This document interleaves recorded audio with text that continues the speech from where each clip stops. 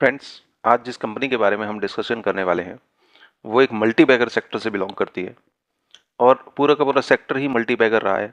तो उसमें कंपनियां जितनी भी आई हैं काफ़ी हद तक मल्टी बैगर साबित हुई हैं। तो चलिए हम डिस्कशन करेंगे उसके बिजनेस मॉडल के बारे में, फ्यूचर ग्रोथ प्रोस्पेक्ट के बारे में, लीडरशिप के बारे में, फाइनेंशियल्स के बारे में, की स्ट्रेंथ्स एंड वीकनेसेस के बारे में एंड फाइनली वैल्यूएशन पार्ट पे आएंगे और देखेंगे कि हमारी जो कंपनी है वो आगे चल के कितना ग्रोथ ले सकती है। Hello friends, my name is Pankaj Kaushik और अभी हम बात करते हैं कंपनी के बिजनेस मॉडल की। तो कंपनी जो है उसका नाम है मार्क्सन फार्मा और ये फार्मा सेक्टर के अंदर डील करती है और कंपनी का जो रेवेन्यू है वो अक्रॉस द ग्लोब आता है। US, north America, UK, Europe, ROW, Australia, New Zealand. ठीक है, और आप पढ़ सकते हैं कितना कितना रेवेन्यू कहाँ कहाँ से आता है। ठीक है, और ये रेवेन्यू मिक्स भी यहाँ दिया हुआ है। राइट। और जो कंपनी के वर्टिकल्स हैं उसमें आता है गैस्ट्रोइंटेस्टाइनल, ये यूएस के अंदर आता है। Laxative, pain management, analgesics, cold, cough and anti allergy.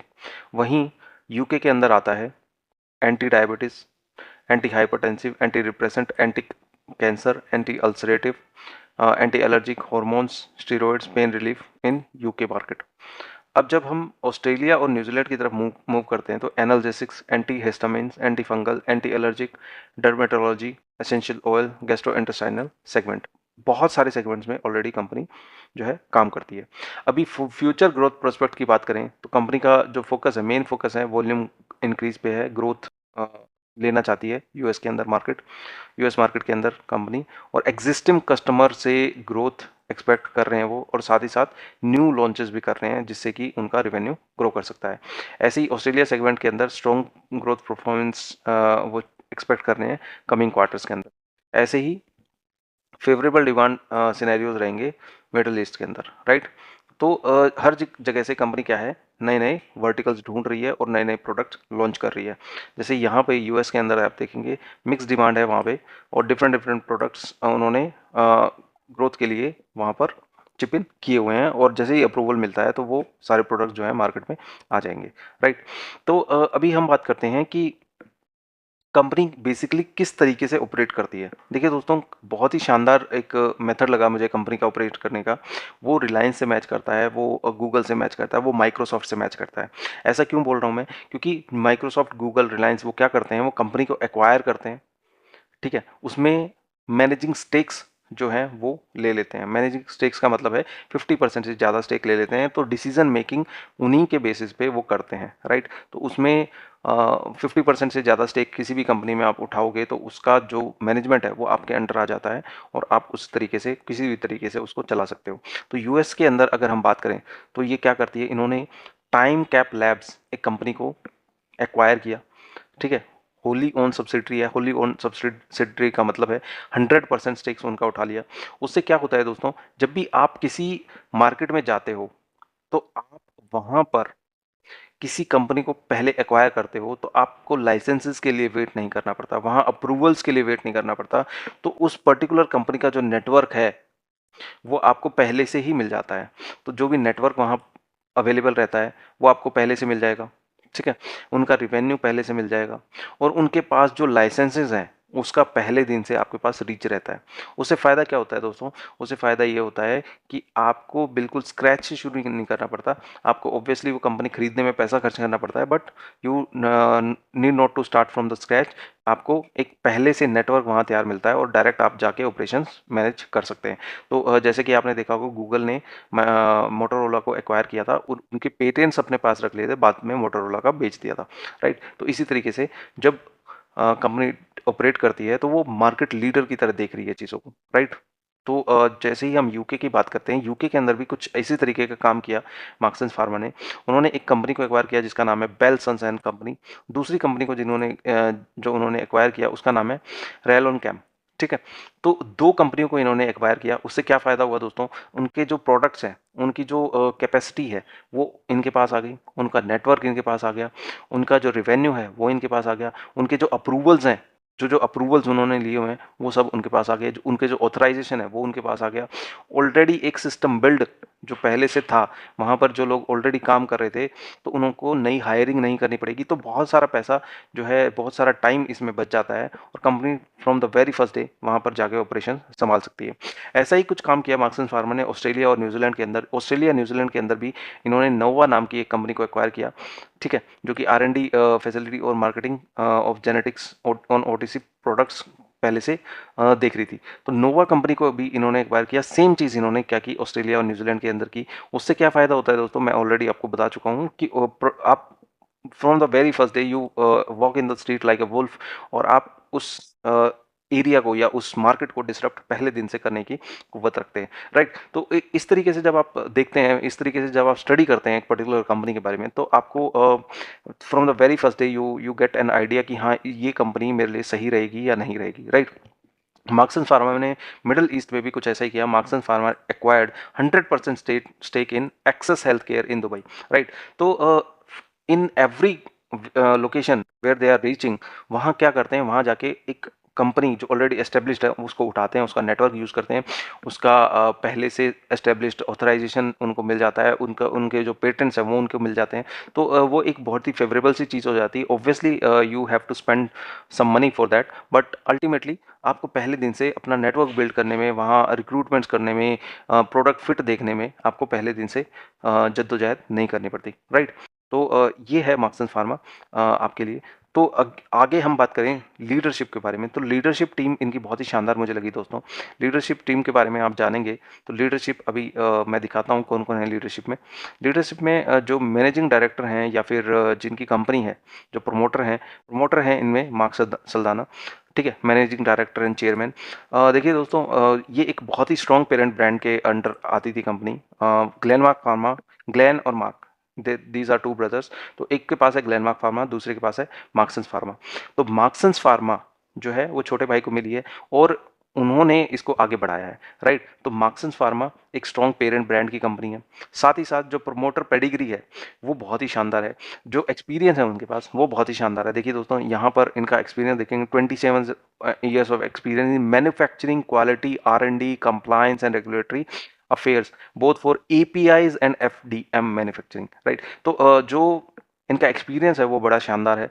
आप इधर भी अगर देखेंगे नीचे, 39 years of experience in sales and marketing. तो हर तरीके से 36 years of experience in sales and marketing, 26 years of experience in corporate finance and strategic planning. तो हर चीज़ के अंदर इनकी एक्सपर्टीज है, ठीक है, be it sales, be it marketing, be it manufacturing, ठीक है, APIs, बी इट एनीथिंग। तो हर पहलू पे कंपनी जो है खरी उतरती है, राइट। तो हमने 3 चीज़ें डिस्कस की हैं अभी तक कि बिजनेस मॉडल क्या है, फ्यूचर ग्रोथ प्रोस्पेक्ट क्या है, लीडरशिप कैसी है। तो अभी आ जाते हैं फाइनेंशियल्स के ऊपर, और फाइनेंशियल एक बार डिस्कस कर लेते हैं, कंपनी के फाइनेंशियल मैट्रिक्स किस तरीके से स्टैंड करते हैं, और फिर हम एक डिसीजन पे पहुंच सकते हैं कि क्या हमें इन्वेस्ट करना चाहिए या नहीं करना चाहिए। Obviously it will be your call कि आप उस कंपनी के अंदर जो है अपना इन्वेस्टमेंट लेना चाहते हैं नहीं लेना चाहते। It will be purely on your call, right. तो but let's see the financial parameters वो किस तरीके से दिख रहे हैं हमें। तो सेल्स जो है, sales is continuously in up trend. I recommend कि आप जो भी कंपनी ले, जिस भी तरीके की कंपनी ले, but you should be looking at it like कि वो कंपनी क्या कंटिन्यूसली ग्रोथ दिखा रही है कि नहीं, उसका प्रॉफिट अप ट्रेंड में है या नहीं, राइट। तो अगर कोई प्रॉफिट अप ट्रेंड वाली कंपनी है तो शेयर प्राइस आज नहीं तो कल उसके अंदर रिफ्लेक्ट करेगा। शेयर प्राइस भी जो ग्रोथ है उसको पकड़ने की कोशिश करेगा। आज में भी वो कंपनी अंडर वैल्यू हो सकती है, but with time the share price will catch up with the growth of the company, right. So operating profit continuously it is an up trend, right.